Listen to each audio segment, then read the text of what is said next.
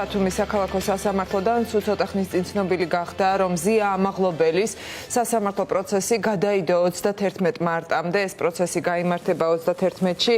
პირველ საათზე გეტყვით ასევე, რომ ადვოკატები მზია ამაღლობელის მოითხოვდნენ მოსამართლე ნინო სახელაშვილის აცილებას იმ მოტივით, რომ მას არ აქვს შესაბამისი იურიდიული განათლება, აკრძალული აქვს ევროკავშირის რამდენიმე ქვეყანაში შესვლა და ჩართულია მზია ამაღლობელის უკანონო დევნაში, რაც მისი აცილების საფუძველია, თუმცა რასაკვირველია, მოსამართლემ ეს შუამდგომლობა არ დააკმაყოფილა. ასევე ამ წუთებში ბათუმში მიმდინარეობს თემურ ქათამაძის სასამართლო პროცესი ბათუმელი მედროშე, ჩვენ ყველა მას ასე ვიცნობთ, რომელიც 48 დღიანი შიმშილობის შემდეგ თბილისის საქალაქო სასამართლოში მიმდინარეობს და სასამართლო პროცესს თავადაც ესწრება. ახლა თამარ თედიაშვილი უნდა შემოგვიერთდეს ბათუმიდან პირდაპირ ეთერში და ის გვეტყვის უფრო მეც რა მოხდა მზია ამაღლობელის სასამართლო პროცესზე.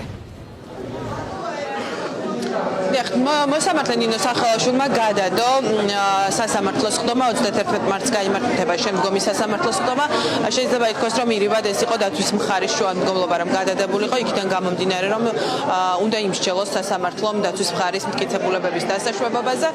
ის რამდენიმე შეიძლება ითქვას, რომ დაახლოებით 2 საათი რაც სასამართლო პროცესზე გავატარა, ძალიან დიდი ნაწილი მიდიოდა მსჯელობა მოსამართლე ნინო სახელაშვილის განათლებას და კვალიფიკაციაზე დათვის მხარე ითხოვდა მის აცილებას. სწორედ კვალიფიკაციის არ ქონის გამო მას სისხლის სამართლის კვალიფიკაცია არ აქვს, როგორც იცის ჩვენმა მაყურებელმა, თუმცა ნინო სახელაშვილმა განაცხადა, რომ კანონი არ ითხოვს სისხლის სამართლის კვალიფიკაციას. მან ისაუბრა ძალიან ბევრი მის განათლებასთან დაკავშირებით და უფრო დეტალურად ახლა ჯუბა ქათამაძისგან გავიგებთ, მზია ამაღლობელის ადვოკატისგან ჯუბა ძალიან ბევრი საუბარი მოჰყვა მოსამართლე ნინო სახელაშვილის განათლებას და კვალიფიკაციას, უფრო სწორად არაკვალიფიციურობას. უფრო დეტალურად რომ გითხრათ, რატომ ითხოვდით აცილებას და რა პასუხი მიიღეთ ნინო სახელაშვილისგან? ჩვენ ორი საფუძვლით ვითხოვდით აცილებას. ერთი იყო ის, რომ არ ქონდა ქალბატონი დანიშნული კანონის მოთხოვნების შესაბამისად, ანუ საჯაროდ გავრცელებული ინფორმაციაში, რომელიც იუსტიციის უმაღლეს საბჭოსა გავრცელებული, არ ფიქსირდებოდა, რომ იგი აკმაყოფილებდა საერთო სასამართლოების შესახებ კანონის მოთხოვნებს. ანუ მას უნდა ქონდეს აუცილებლად მაგისტრის ხარისხი იურიდიული მიმართულებით, ისევე როგორც რა თქმა უნდა ბაკალავრის.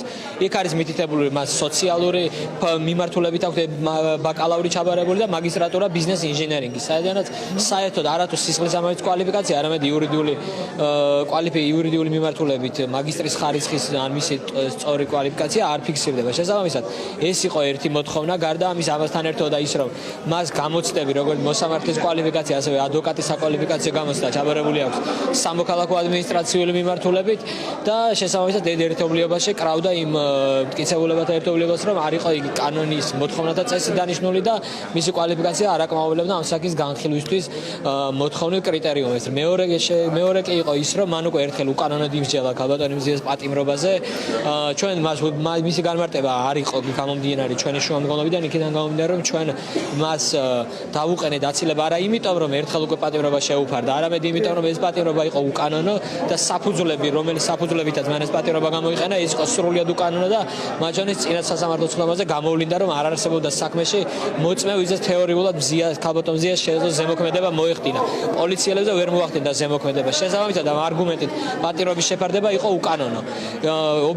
ნებისმიერი ობიექტური დამკვირვებელი პირისთვის იგი მიკერძოებული მოსამართლეა, მას ამ საქმეზე გამოვლენილი დარღვევების გამო ადევს სანქცია. შესაბამისად, შედეგისადმი დაინტერესებული პირია და ნებისმიერი სტანდარტით, რომელიც დადგენილი აქვს ადამიანის უფლებათა და ევროპულ სასამართლოს, რომელსაც ადგენს ადამიანის უფლებათა და ევროპული კონვენცია, მათ შორის ადგენს სისხლის სამართლის საპროცესო კოდექსი და კონსტიტუცია, ქალბატონ სახელაშვილს უნდა აეცილებინა თავიდან აღნიშნული საქმის არსებითი განხილვა. თუმცა, როგორც ნახეთ, გაურკვეველი არგუმენტებით არ აიცი.